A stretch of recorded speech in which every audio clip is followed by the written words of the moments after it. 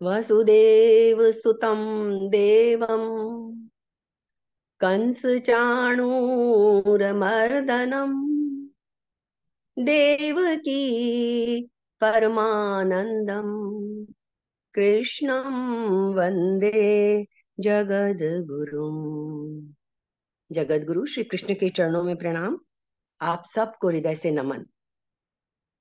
थोड़ी सी गीता की महिमा। गीता हृदय भगवान का सब ज्ञान का शुभ सार है। इस शुद्ध गीता ज्ञान से ही चल रहा संसार है। गीता परम विद्या सनातन सर्व शास्त्र प्रधान है। पर ब्रह्म रूपी मोक्षकारी नित्य गीता ज्ञान है। यह मोह माया कष्टमय तरना जिसे संसार हो, वह बैठ गीता नाव में सुख से सहज में पार हो। कहने को तो इसमें कह दिया सुख से सहज में पार हो, पर हम लोगों के लिए सहज है नहीं, मुश्किल है। तभी हमें निरंतर इसका बार बार अभ्यास करना पड़ता है। तो आज हमारा नया अध्याय शुरू होने वाला है, 7वां अध्याय। छठे अध्याय का हमने पिछली बार थोड़ा बहुत सार संक्षेप देख के अपने लिए सीख निकाल ली थी। यूं तो हम समझते हैं कि कभी अंत ही नहीं होगा, यदि हम जितना विस्तार में जाना चाहें हम जा सकते हैं, लेकिन फिर भी हमको जितना जितना आगे बढ़ना है उसके लिए जितने जरूरी पॉइंट्स हैं हम लेते हैं, आगे बढ़ते हैं, और जितना हम अभ्यास करते जाएंगे अपने आप हमारे सामने चीजें और रहस्य खुलते जाएंगे। तो अब हम 7वां अध्याय, जैसे हमने छठे अध्याय का समापन किया, उसका सार संक्षेप देखा, तो मैं समझती हूँ 7वें अध्याय को पहला श्लोक शुरू करने से पहले हम 7वें अध्याय के बारे में थोड़ा सा जान लेते हैं, क्योंकि अब एक नई चीज शुरू हो रही है। समझ लीजिए कि हम लोग ग्रेजुएशन कर चुके, अब हम पोस्ट ग्रेजुएशन के लिए आगे की स्टडी करने वाले हैं, तो हमें थोड़ी सी उसके लिए तैयारी करनी पड़ेगी। कभी कभी लगता होगा ना कि जो 6 अध्याय हमने पढ़े क्या बचा है उसमें, सब कुछ तो कृष्ण ने बता दिया हमें, कुछ भी नहीं छूटा, कितनी चीजें हमें बता दी, उनमें से एक श्लोक भी पकड़ लें हम तो हम तर सकते हैं। लेकिन पकड़ना आसान नहीं होता, क्योंकि उसके कारण भी अब हम डिस्कस करेंगे। आसान नहीं होता इसलिए कृष्ण ने भी, जैसे हमने कहा ना, 6 अध्याय का एक षटक है, तो वो एक पार्ट पूरा हुआ।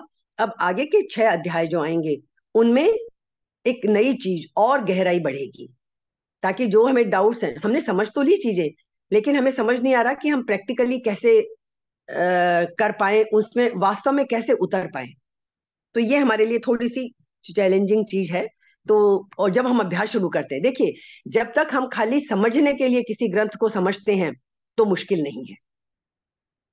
हमारी सबकी समझ इतनी तो है, या जितनी जितनी जिसकी है, वो समझ तो लेंगे हम कि गीता में क्या लिखा है, लेकिन समझना, इससे हमारा भला तो नहीं होगा ना, जब तक कि हम उसे अभ्यास में नहीं लाएंगे, आचरण में नहीं लाएंगे। और वो आचरण में लाना हमारे लिए क्यों मुश्किल होता जा रहा है, क्यों मुश्किल है, उसके क्या रास्ते और निकल सकते हैं। तो अब जो है, समझ लीजिए हमने एक बेसिक ज्ञान ले लिया, समझ ली चीजें।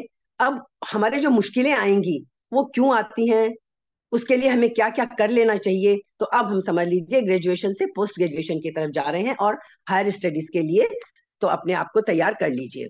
पीछे वाला कभी भूलना नहीं है, क्योंकि वो बेस है। ABCD और 1 2 3 पढ़े बिना आप आगे नहीं बढ़ सकेंगे, तो उसको नहीं भूलना है। वो तो सारा सार है ही है हमारा, शुरू के 6 अध्याय तो वो तो सार है। लेकिन अब चूंकि आगे और हमें समझनी है, चीजों को गहराई में उतरना है, हमें तो कोई छोटी सी चीज भी पानी होती है तो उसके लिए कितना एफर्ट करते हैं। यहाँ तो हमें ईश्वर जैसी अनमोल चीज मिलने वाली है, जिसे पाने के बाद कुछ और बाकी रहेगा ही नहीं, तो एफर्ट तो थोड़ा करना पड़ेगा। पोस्ट ग्रेजुएशन के लिए तो स्टडी और हायर स्टडीज की तैयारी तो करनी पड़ेगी। तो हमने क्या देखा, हम थोड़ा सा एक बार समझ लेते हैं जो कुछ हमने किया। हमने एकदम शुरू में चर्चा की थी कि जितनी भी हमारी प्रॉब्लम्स हैं लाइफ में, उन सब का एक ही कारण है, सिर्फ एक ही कारण है। वो क्या है? हमारा आइडेंटिटी क्राइसिस, मतलब अपने स्वरूप को ना पहचानना। अर्जुन को यही तो था, आइडेंटिटी क्राइसिस ही था जिसकी वजह से विषाद शुरू हुआ और युद्ध के बीच में वो अपना कर्तव्य कर्म छोड़कर, धनुष बाण छोड़कर बैठ गया था। और अर्जुन हम सबका प्रतिनिधि है, ये हम जानते ही हैं। तो अर्जुन ने युद्ध के मध्य में जैसा आइडेंटिटी क्राइसिस, क्या था आइडेंटिटी क्राइसिस उसका, कि वो एक योद्धा है, उसे युद्ध करना ही है, क्षत्रिय है और धर्म युद्ध करना ही है, उसको भूलकर और वो भागने को तैयार हो गया था युद्ध से, अपने आइडेंटिटी को भूल गया। तो हम सबके साथ यही प्रॉब्लम है सबसे बड़ी प्रॉब्लम। तो और आइडेंटिटी क्राइसिस का परिणाम क्या होता है? भाई कोई कहे कि ठीक है आइडेंटिटी क्राइसिस है, लेकिन हमें क्या तकलीफ है, हम तो मजे से जी रहे हैं। तो गहराई में सोचिए, जब हमारा आइडेंटिटी क्राइसिस यानी हम अपने स्वरूप के का वास्तविक स्वरूप, अपना वास्तविक स्वरूप यदि हम नहीं पहचान रहे हैं, मन बुद्धि चित्त अहंकार को, अहम को ही अपना स्वरूप माने बैठे हैं, तो कोई प्रॉब्लम नहीं है, जी रही है ना सारी दुनिया, हम भी जी रहे हैं। हाँ, तो जब तक कि शरीर मन बुद्धि चित्त अहंकार और इस संसार को ही अपना माने बैठे हैं, तब तक तो कोई प्रॉब्लम नहीं है। लेकिन यदि हमारा वास्तविक स्वरूप जो है, जिसको हम नहीं पहचान रहे हैं, उसको ना पहचानने के क्या परिणाम होते हैं? हमारी एबिलिटी, हमारा विजडम यानी विवेक, हमारा ज्ञान, ये सब समाप्त हो जाता है। हम समझते हैं हम बहुत ज्ञानी हैं, हमारे अंदर बहुत योग्यता है, हमारे अंदर बहुत विवेक है। बिल्कुल गलत। जितना हम ईश्वर के नजदीक जाएंगे अपने स्वरूप को पहचानेंगे, आशातीत रूप से हम फर्क देखेंगे कि हमारे अंदर तो जबरदस्त योग्यता है, क्योंकि जब हम ईश्वर के अंश हैं, उस रूप में तो हमारी योग्यता का कोई अंत ही नहीं है, हमारे विजडम का कोई अंत ही नहीं है, हमारे नॉलेज का कोई अंत ही नहीं है। लेकिन वो सब कब होगा? जब हम इस आइडेंटिटी क्राइसिस से बाहर निकलेंगे। तो ये आइडेंटिटी क्राइसिस हमारे सब दुखों का कारण है, इसी वजह से। क्यों? कि तब हमारे अंदर क्या पैदा होता है? शक, संदेह, हमेशा हमारे अंदर डाउट्स रहते हैं, संदेह रहते हैं। तो यदि ये आइडेंटिटी क्राइसिस का बोध हो जाए, तो हमें पता चलेगा, तब हमें पता चल जाएगा कि हम कितने थोड़े से में संतुष्ट होके बैठे हैं। अरे हमारे पास तो खजाना भरा पड़ा है, हम तो सारे, जिसे बोलते हैं ना कि अनंत आनंद के, अखंड आनंद के स्रोत हैं हम तो, लेकिन हमें पता ही नहीं है। और हम थोड़े से में संतुष्ट होके बैठे हैं अपने अहम के साथ, कि मेरे पास ये, मैं ये, मैं ये, मैं ये, इसी में संतुष्ट होके बैठे हैं। तो अभी तक हमने पिछले 6 चैप्टर्स में सब चीजें देख ली। पहला अध्याय, इतना बताने की हमें शायद आवश्यकता नहीं है। पहला अध्याय था अर्जुन का विषाद, दूसरे में कृष्ण ने हमें सब समझाया, तीसरे में कर्मयोग का रास्ता बताया, फिर कर्म संन्यास का रास्ता बताया, और फिर हमें छठे अध्याय तक आते आते एक ध्यान का रास्ता भी बता दिया। छठा अध्याय भी हमारा संपूर्ण हो गया है। तो यदि हम एक लाइन में कहें कि गीता हमारा क्या भला करती है, यदि हमें एक वाक्य में कहना हो, तो हम क्या कहेंगे? गीता हमें यह सिखाती है कि अपना लक्ष्य निर्धारित करो जीवन का। हम जीवन का लक्ष्य निर्धारित नहीं करते हैं, हम छोटे छोटे लक्ष्य निर्धारित करते हैं कि ये पा लिया, नौकरी पा ली, अब ये पा लिया, ये पा लिया। गीता क्या सिखाती है हमें? जीवन का लक्ष्य निर्धारित करो, एक लाइन में आप कहो। और क्या करो फिर? गीता बस एक सेंटेंस क्या कहती है हमें? जीवन का लक्ष्य निर्धारित करो और अपनी पूरी जिंदगी उस लक्ष्य की पूर्ति में, उस लक्ष्य के साथ अलाइन करने में लगा दो। अब कैसे लगा दो? कैसे लगा दो? क्या करना है उसके लिए? अपने सभी रिसोर्सेज का उपयोग करना है। जितने हमारे पास रिसोर्सेज हैं, क्या रिसोर्सेज हैं हमारे पास? ये धन संपत्ति नहीं, जितना भी हमारा शरीर मन बुद्धि चित्त अहंकार, बहुत दे के भेजा है हमें ईश्वर ने। ये जितनी चीजें हमारे पास हैं, ये रिसोर्स हैं हमारे। इन्हीं को हम लगाते किसमें हैं? पैसा कमाने में, यश पद प्रतिष्ठा, ये सब कमाने में। ये दुनिया के कर्तव्य के लिए, इनके लिए मनाही नहीं है, सब कुछ करना है हमें। लेकिन वास्तव में हमें क्या करना है? इन रिसोर्सेज का उपयोग स्वयं को बदलने के लिए करना है। बदलना क्या है? जो हम अभी खाली यहाँ नीचे ही बैठे हैं, उस ऊंचाई तक पहुंचना है, जो हमारे लिए संभव है। तो इन रिसोर्सेज का उपयोग हमें अपने को, खुद को बदलने के लिए करना है, ना कि दुनिया को बदलने के लिए। बस ये एक लाइन गीता की। हम पूरे वक्त दुनिया को, व्यक्ति वस्तु घटना परिस्थिति, वीवीजीपी जो हम यूज करते हैं वर्ड, हम व्यक्ति वस्तु घटना परिस्थिति, पूरे टाइम हम इनको बदलने में लगे रहते हैं। ये सारा फोकस यदि हटाकर, ये सारे एफर्ट्स यदि हटाकर और हम अपने को बदलने में लग जाएं, तो फिर हम देखेंगे कि हम कहां से कहां पहुंच जाते हैं। तब हमें पता चलेगा कि हमारे अंदर कितना खजाना छुपा हुआ है। और कभी बोर्डम तो होगा ही नहीं, क्योंकि इतना अनंत खजाना है और वहां तो आनंद ही आनंद है। अभी तो एक चीज पाई तो अगली के लिए बेचैन होने लगते हैं। तो ये गीता का एक लाइन का उपदेश हमारे लिए है, और पर हम करते इसका उल्टा है। हम सब जानते हैं, हम कहाँ अपने को बदलने की कोशिश करते हैं। हम तो ठीक ही हैं, हम तो गलत है ही नहीं ना। हम तो सब यही सोचते हैं, ठीक तो दूसरे को होना है, हमें थोड़ी ठीक होना है। हाँ, तो हम इसका उल्टा करते हैं, यही हमारी गलती है। तो अब ये जो अब 6 अध्याय आएंगे हमारे, इसका नाम है भक्ति योग शतक। पहला हमने देख लिया, अब ये भक्ति योग शतक है। और ये 6 अध्याय गीता में बीच में रखे हैं। पहले के 6 अध्याय, बाद के 13 से 18 के 6 अध्याय, और ये 6 अध्याय बीच में रखे हैं। ये भक्ति है। इसमें ये भक्ति का भी बहुत गहराई से अर्थ समझेंगे हम, ये अध्याय करेंगे तब। भक्ति जो है ना, वो सीमेंट का काम करती है। जैसे सीमेंट जोड़ने का काम करती है ना, भक्ति सीमेंट का काम करती है। किसके बीच में? कर्म के बीच में और ज्ञान के बीच में। एक तरफ कर्म है, जो हमने अभी 6 अध्याय किए। 13 से 18 आएगा ज्ञान का, ज्ञान शतक, वो ज्ञान का शतक आएगा, वो 6 अध्याय। और इनके बीच में 6 अध्याय हैं भक्ति के। ये भक्ति जो है, इन कर्म और ज्ञान को जोड़ने का काम करती है। क्यों करती है भक्ति ऐसा? यदि केवल कर्म ही कर्म होगा तो क्या जड़ता आ जाएगी ना। एक तरह की जड़ता सी आ जाएगी, काम लगे हैं, कर्म ही कर्म, कर्म ही कर्म में लगे हुए हैं। खाली ज्ञान ही ज्ञान में रहेंगे, जैसे कि बहुत ज्ञानी होते हैं, तो एक तरह की शुष्कता आ जाएगी, है ना, सूखापन जिसे कहते हैं। तो भक्ति क्या करती है? दोनों के बीच में तरलता लाती है। इन दोनों के बीच की जड़ता और शुष्कता को खत्म कर कर जब हम भगवान के प्रति पूरे समर्पित हो जाते हैं, तब फिर क्या आती है? उससे तरलता आती है, और वो जड़ता और शुष्कता हमारी खत्म हो जाती है। तो ये भक्ति योग शतक जो है, ये बहुत महत्वपूर्ण है। हमें गीता का तो एक एक श्लोक, एक एक शब्द महत्वपूर्ण है, लेकिन हम अब इन 6 पे फोकस करेंगे। वो 6 हमने बहुत डिटेल में समझे हैं, 2 साल 4-5 महीने हमने लगाए हैं उनमें, 6 अध्याय में। अब हम ये शुरू कर रहे हैं। अब हम समझते हैं कि ज्ञान जो है, 3 वर्ड आते हैं ना हमारे पास, कर्म, ज्ञान और भक्ति। तो ज्ञान का अर्थ क्या है? हमें करना क्या है ज्ञान में? जो अब इस पहले तो इसका नाम समझ लीजिए, 7वें अध्याय का ज्ञान विज्ञान योग।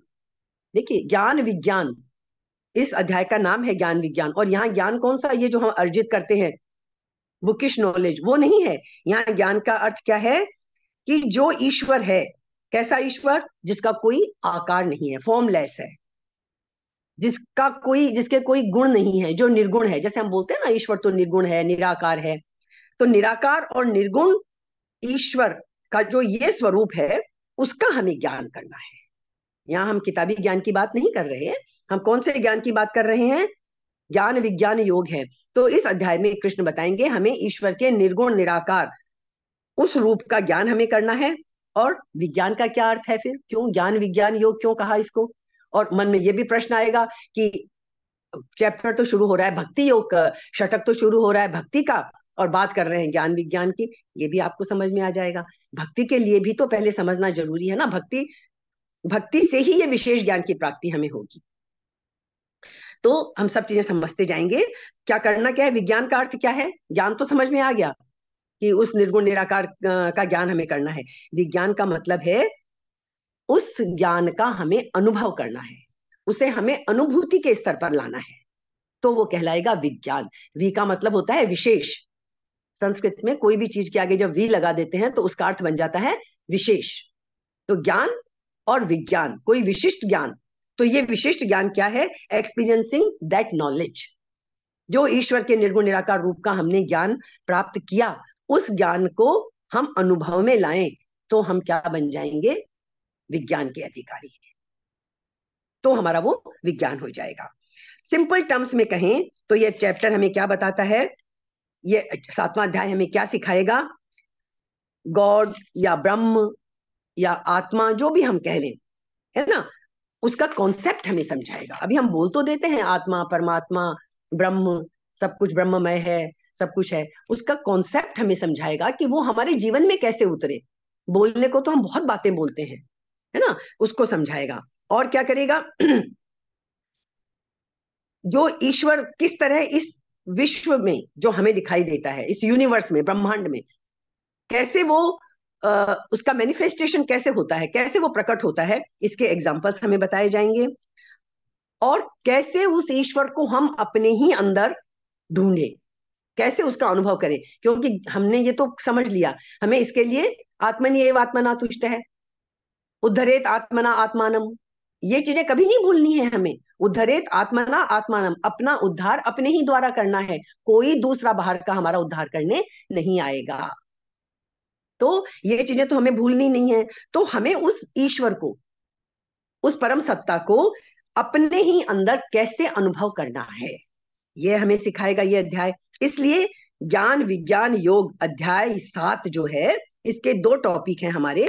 एक तो ईश्वर का स्वरूप हम समझेंगे, और दूसरा हम भक्ति का असली स्वरूप समझेंगे।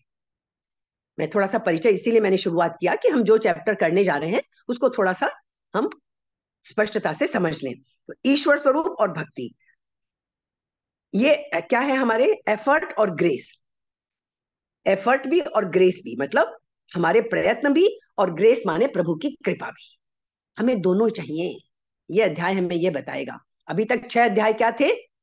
हमें अपने एफर्ट सिखाए गए थे। शुरू के 6 अध्याय जो हमने किए उसमें हमें अपने एफर्ट सिखाए गए थे कि हम निष्काम भाव से कर्म करें, सेवा भाव से करें, और ध्यान करें, ध्यान में कैसे बैठें, कैसे ध्यान करें, वो सारे एफर्ट्स हमारे लिए थे। अब हमें यहाँ बताया जाएगा कि एफर्ट्स भी और उस प्रभु की कृपा भी, ग्रेस, ग्रेस ऑफ गॉड जैसे हम बोलते हैं, वो हमें उस ईश्वर की कृपा भी, ये दोनों क्या होने चाहिए? साथ साथ चलने चाहिए। ये दोनों साथ साथ चलेंगे, जैसे गाड़ी के दो पहिए साथ साथ चलते हैं, तो मंजिल तक पहुंचना सुगम होगा, संभव होगा। तो अब ये जो अध्याय हम करेंगे आगे के, वो हमें ये बताएंगे कि दोनों चीजें हमें चाहिए। तो फिर समझ में आ जाएगा, गॉड की कृपा चाहिए, ईश्वर की कृपा चाहिए, तो फिर वो गॉड है क्या, वो ईश्वर है क्या, है ना? तो वो हमें एक शब्द में समझें तो ये समझ लें कि ईश्वर इस जगत का, इस ब्रह्मांड का कारण है। हर चीज का कोई कारण होता है ना, बिना कारण के हम बोलते हैं, हमारी फिलॉसफी भी यही कहती है, बिना कारण के कोई कार्य नहीं होता, हर चीज के पीछे कारण होता है। तो ये ईश्वर क्या है? इस यूनिवर्स का कारण है, the cause of this universe, कारण है। अब कारण भी तो हम जानते हैं ना, और तो बहुत डिटेल में नहीं जाते। दो तरह के कारण होते हैं, एक होता है उपादान कारण, एक होता है निमित्त कारण, मतलब जिस सामग्री से कोई चीज बने, और एक जिसके द्वारा वो बनाई जाए। जैसे हम देख लेते हैं निमित्त कारण और उपादान कारण। जैसे भाई मिट्टी है, उपादान कारण हो गया, कुम्हार उसको बनाएगा, करेगा, वो निमित्त कारण हो गया। लेकिन यहाँ फर्क है, यहाँ ईश्वर की बात हो रही है, दुनिया की बात नहीं हो रही।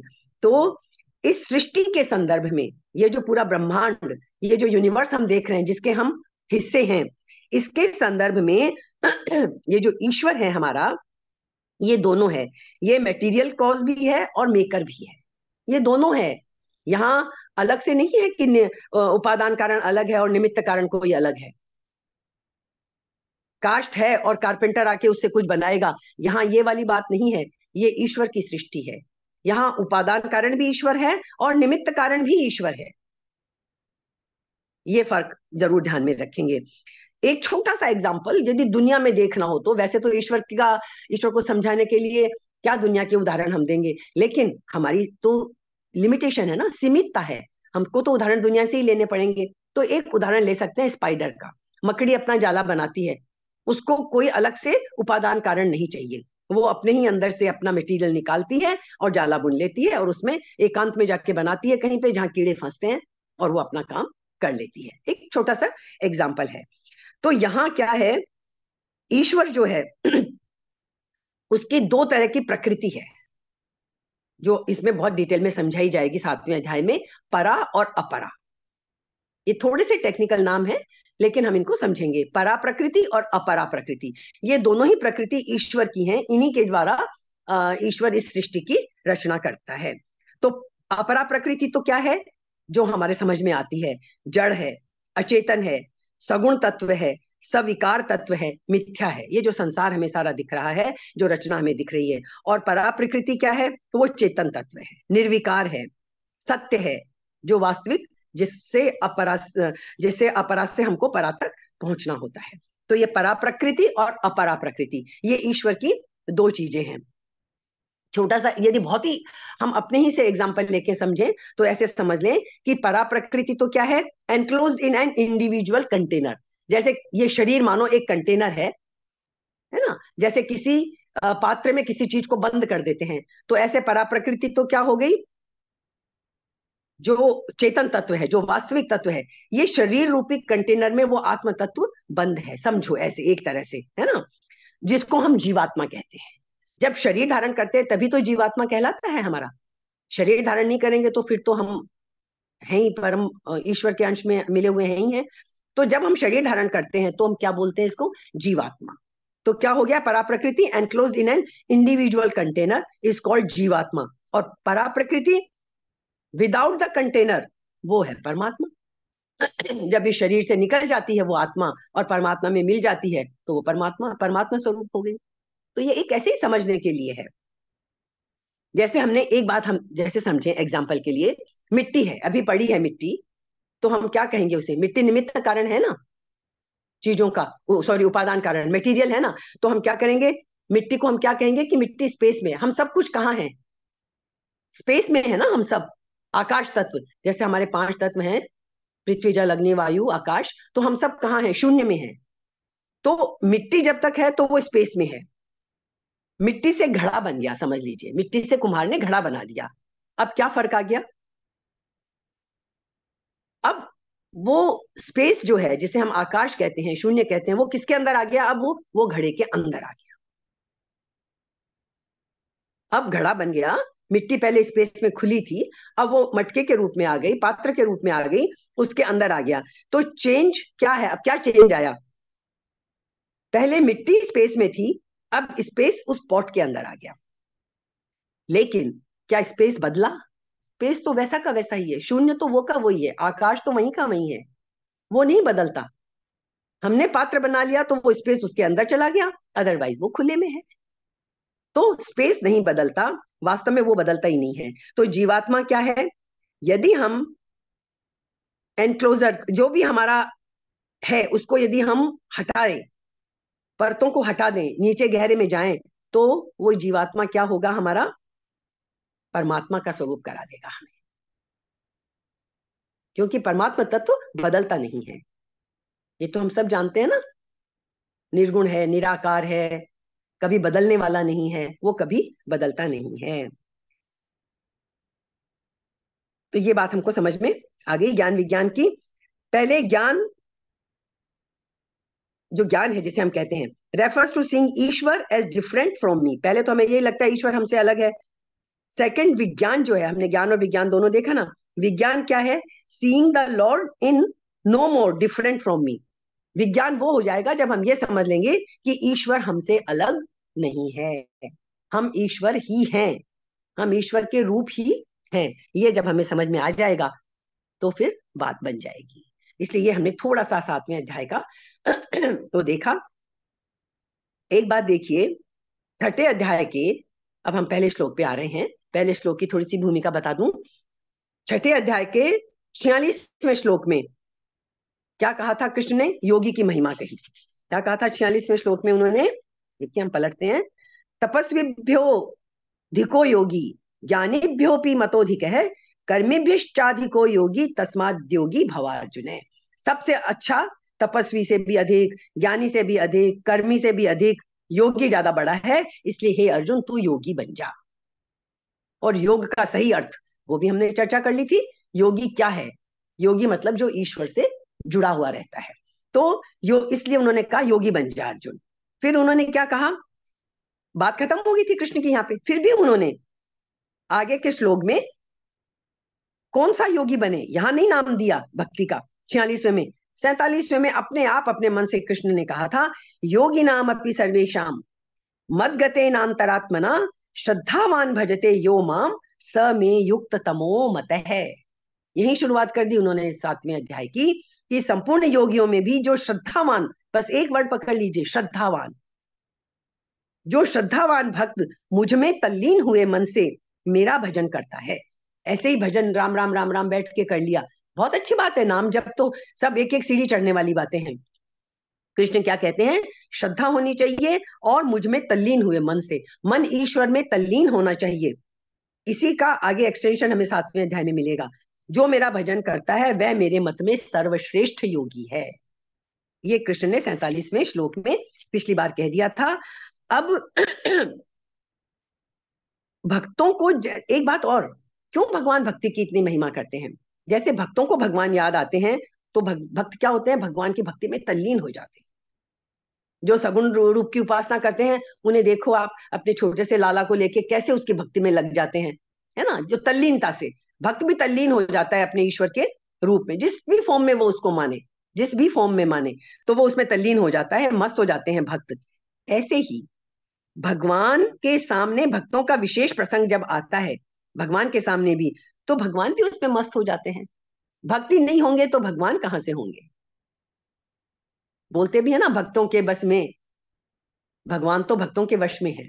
पर भक्त होना कैसा चाहिए? श्रद्धा से युक्त और ईश्वर के उस प्रभु के अंदर जिसका मन तल्लीन हो, तत्लीन, संधि विच्छेद करेंगे, तत्लीन, उसी में डूबा हुआ, उसी में लगा हुआ, ऐसा तल्लीन तो हमारा मन हो जाए, तब हम क्या होगा, तब ईश्वर खुद हमें अपना अपना बना लेगा। भगवान को भी भक्त चाहिए होते हैं। तो इसी मस्ती में अब कृष्ण और अर्जुन, यहां हम दूसरे रूप में पहुंच जाएं, कृष्ण को भगवान के रूप में देखें, तो इसी मस्ती में सराबोर होते हुए भगवान अर्जुन के बिना पूछे ही 7वें अध्याय का विषय अपनी तरफ से आरंभ कर देते हैं। अर्जुन ने कुछ नहीं पूछा है अभी, उसने 39 श्लोक में प्रश्न किया था, अपनी शंका जाहिर की थी, वो उनका जवाब उन्होंने दे दिया। 39 श्लोक के बाद आगे के 8 श्लोकों में जवाब दे दिया कृष्ण ने, लेकिन अभी उनका जैसे मन भरा नहीं। भक्ति की बात करते ही जैसे कृष्ण अब कुछ इंतजार नहीं कर रहे हैं, अब वो भक्ति की महत्ता बताने पे उतर आए हैं पूरी तरह से, कुछ पूछे बिना। तो समझ लीजिए कि भगवान भी भक्ति से कितने ज्यादा प्रसन्न होते हैं, और वो अपना ये विषय अपनी तरफ से खुद ही आरंभ कर देते हैं। अर्जुन, जैसे हर बार होता है ना, अर्जुन वाच है, अर्जुन कुछ पूछता है फिर वो जवाब देते हैं। यहाँ 7वां अध्याय श्री कृष्ण के ही उससे शुरू होता है, श्री भगवान उवाच। यहाँ ये शंका भी मत रखिएगा कि कृष्ण बोल रहे हैं तो उनको हम भगवान क्यों कह रहे हैं, सॉरी, इस शंका को थोड़ा सा दूर कर लेते हैं। कृष्ण तो प्रतिनिधि हैं, भगवान को कुछ कहने के लिए शब्द तो हमें समझ में आए वही शब्द चाहिए बोलने होंगे, अदरवाइज तो हम तो समझेंगे नहीं ना। जो ईश्वर निराकार है, निर्गुण है, निरूप है, अनाम है, तो वो हमसे संवाद कैसे करेगा? तो यहाँ कृष्ण की वाणी से वो भगवान की वाणी निकल रही है, कृष्ण की आंखों से ईश्वर सबको, तो यहाँ कृष्ण ईश्वर रूप में हमारे लिए है। वहां वो बोल नहीं रहे हैं शब्द, वो ईश्वर की वाणी बह रही है उनके मुख से। ठीक है, तो क्या बोलते हैं वो, अब समझा रहे हैं हमें। मैया सक्त मना पार्थ योगम युंजन मदाश्रय है, कितनी बड़ी बात बोल दी। मैया सक्त मना पार्थ योगम युंजन मदाश्रय है, असंशयम समग्रम माम यथा ज्ञास्यसि तच्छृणु। सुन ले अर्जुन, तुझे कैसे सब कुछ मिलेगा। क्या कहते हैं पार्थ, हे पृथानंदन, हमने चर्चा की है कि पृथा उनका नाम था कुंती का, और कुंती के पुत्र होने की वजह से वैसे तो सभी पृथानंदन हैं, तीनों बड़े तीनों, बाकी दो तो माद्री के पुत्र हैं, नकुल सहदेव, तो लेकिन अर्जुन के लिए पृथानंदन वर्ड बहुत आता है। तो हे पार्थ, हे पृथानंदन, मई आसक्त मनः, मुझ में आसक्त मन वाला, दो वर्ड आएंगे, आसक्त आएगा और आश्रय आएगा।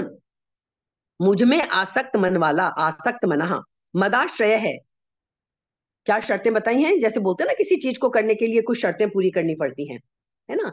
तो मदाश्रय है, मुझ में आसक्त मन वाला, सॉरी, आसक्त मना, मुझ में आसक्त मन वाला, मदाश्रय है, मेरे में आश्रित होकर फिर क्या करता हूं, योगम युंजन, योग का अभ्यास करता हुआ। योग का अभ्यास करने पहले दो चीजें बता दी उन्होंने, तेरा मन मुझ में आसक्त हो और मेरे पे तू आश्रित हो जा, मेरा आश्रय ले ले, तब तू क्या करेगा, माम सगम, ऐसा यदि तू करता है, माम समग्रम असंशयम, तो मेरे समग्र रूप को, एक एक शब्द पे ध्यान देना है। ईश्वर ने ये नहीं कहा मुझे पहचान लेगा, मेरे समग्र रूप को, मेरा जो पूरा संपूर्ण स्वरूप है, मेरे समग्र रूप को, जिस समग्र रूप को असंशयम, बिना किसी डाउट के, अभी तक तो हम संदेहों में ही घिरे हैं, संदेह ही संदेह हमारे मन में उठते रहते हैं, तो असंशयम, निसंदेह, जिस प्रकार से जानेगा, यथा ज्ञास्यसि, जिस प्रकार से जानेगा, तत् शृणु, अर्जुन तू अब उसको सुन। मतलब अब इस 7वें अध्याय में जो कुछ कृष्ण कहेंगे अर्जुन को, वो क्या होगा, ईश्वर का समग्र रूप समझा देंगे वो हमें। ईश्वर के समग्र रूप को समझाएंगे। तो उसके लिए उन्होंने अर्जुन को शर्तें बता दी कि मेरे मेरे अंदर आसक्त मन वाला हो जा, मेरे आश्रित हो जा, ऐसा होकर तू योग का अभ्यास कर, तो फिर तू मेरे समग्र रूप को जान लेगा। वो किस तरह जानेगा, मैं तुझे अब सुनाता हूं। ये 7वें अध्याय का पहला श्लोक जो पूरा बता दे रहा है, इसकी व्याख्या थोड़ा सा समय लेगी। आज तो हमारे पास सिर्फ 2 मिनट बचे हैं, हम इसका बहुत डिटेल में नहीं जा पाएंगे इसमें, लेकिन ये समझ लीजिए, मैया सक्त मना, एक वर्ड आया ना, मैया सक्त मना, समझ लेते हैं, मेरे में ही जिसका मन आसक्त हो गया है, अर्थात अधिक स्नेह के कारण जिसका मन स्वाभाविक ही मेरे में लग गया है, चिपक गया है। जब हमारा अपने बच्चे में भी बहुत ज्यादा स्नेह होता है, तो हम कहते हैं ना आसक्ति हो गई हमारी इस चीज में। दुनिया की चीजों में भी हम आसक्ति वर्ड यूज करते हैं, कब, जो चीज हमें बहुत अच्छी लगती है, जहां हमारी बहुत ज्यादा आसक्ति हो जाती है।